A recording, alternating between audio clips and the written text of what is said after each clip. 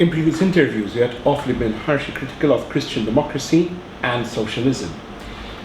Where would you place yourself on the political spectrum? Good question. Christian democracy and socialism, two sides of the same coin.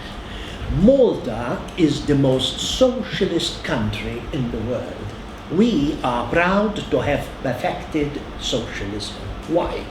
Because we had a Prime Minister, Don Mintoff, who won the ideological battle in Malta. He is the only man to win an ideological battle. And he turned us all, the whole island, including this lot in power for the last 20 years, into squalid socialists. If the bamboo curtain between North Korea and South Korea had to collapse, the North Koreans would overtake us economically, financially, whatever, environment, within 2 years. Because they'll take off the socialist, communist caps, the red stars and whatnot, take off their uniforms, don businessman suits, double-breasted suits, and then overtake us. Unfortunately, our kind of socialism in Malta is not in uniform. It is injected in our veins. It is a lethal poison which has ruined this island. Like Christianity, socialism, which is the political expression of Christianity, socialism is the political expression of Christianity. Take a socialist MP, hear him speak on the radio, you think he's a priest. They speak the same language. It's the same philosophy, which, of course, disregards accountability and responsibility. Il-Kattoliku, biex ma ngħidlux il-Kristjan, they are two entirely different things. You can't find a Christian in a Catholic country, not one. Hemingway.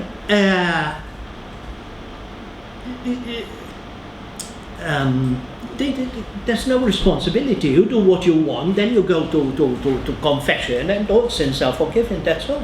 L-istess pal-politika soċjalista, nobody is held to account. It's not anyone's fault. It's not his fault. It's society's fault. We are all to blame for this poor, whatever he does, atrocious murder, spaccio di droga. You know, it's not their fault, it's our fault, it's society's fault. You see, that's socialism. Plus the robbing from the producers onto the others. A Robin Hood doctrine. Għanna ministru, għanna John Dalli, li hu bniedem realistiku, wieħed eċċezzjoni f'dak il-parlament, illi mar jara social housing, Pembroke, and was shocked. He said, this social housing, this is a 5-star hotel. Well, who paid for that social housing? We all did, you see, for the disadvantaged, the differently oriented, the deserving cases. So we give them flats, single mothers, and what? This is no accountability. It's Christianity. Where is it coming from?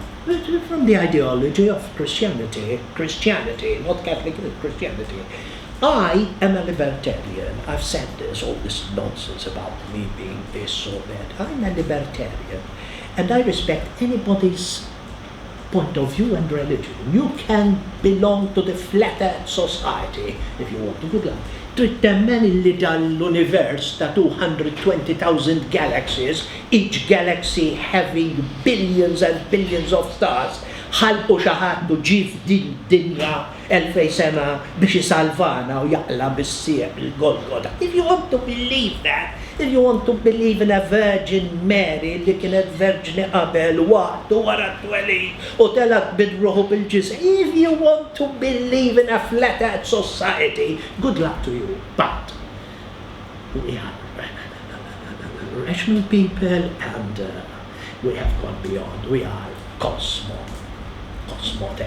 We want to be at one with nature. We want to be at one with the cosmos. We believe that the cosmos has a will to power of its own, and we want to consciously become the manifestation of this cosmic will.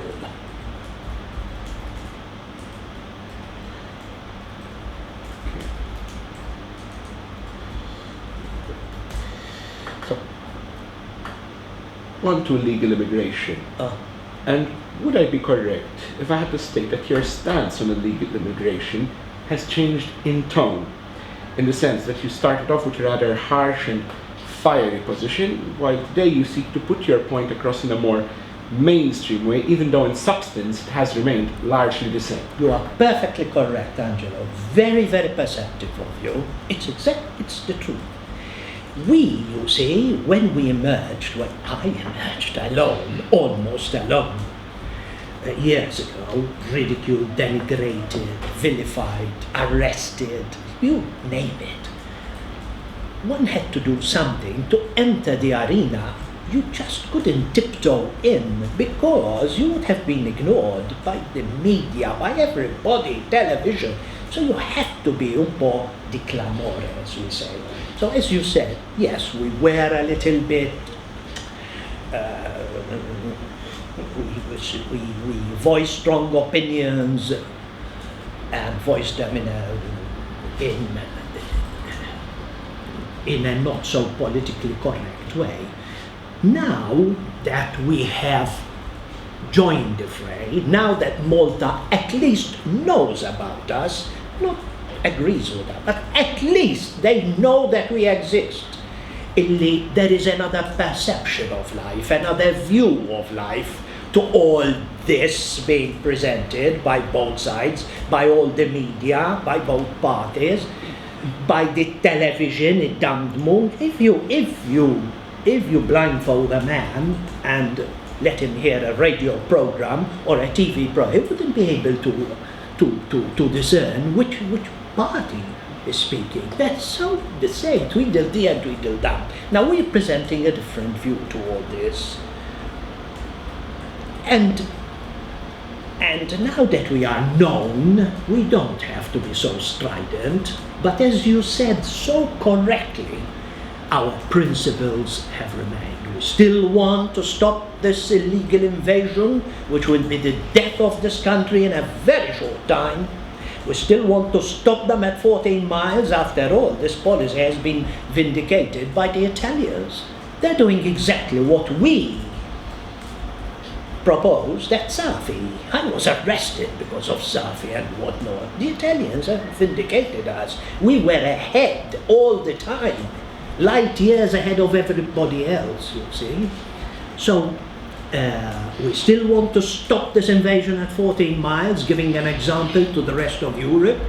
In fact, we could have saved Europe had I been elected to the MEP Parliament, you see. Instead, the old gangsters managed to fool the country once more. A completely, utterly discredited politician, utterly discredited with his burden sharing for years, moaning and groaning, bleating and pleading for burden sharing. You see, he was discredited to his face on television by Verheugen. But burden sharing has failed. Discredited by the Scandinavians who said, we will never accept burden sharing. Why? Because the Scandinavians know what immigration is all about. Whole swathes of their cities, Malmo, have become no-go areas, jungles, Africa. So they don't want it.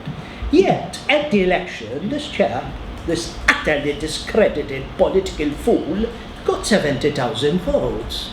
You see, the people, the sheep, they're brainwashed. We would have saved our country had we been elected to Europe. I would have galvanized Europe and formed a new group there, Nova Europa, so that we'll have a common policy towards immigration stretching a tutto il littorio nord, and would have saved Malta. Not only that, once this group gained power, we would have turned the Mediterranean into a mare nostrum, where all its riches will belong to the countries, to the European countries, and Arabs would have been kept up to 12 miles from their shores. That's how we would have treated this colonel here.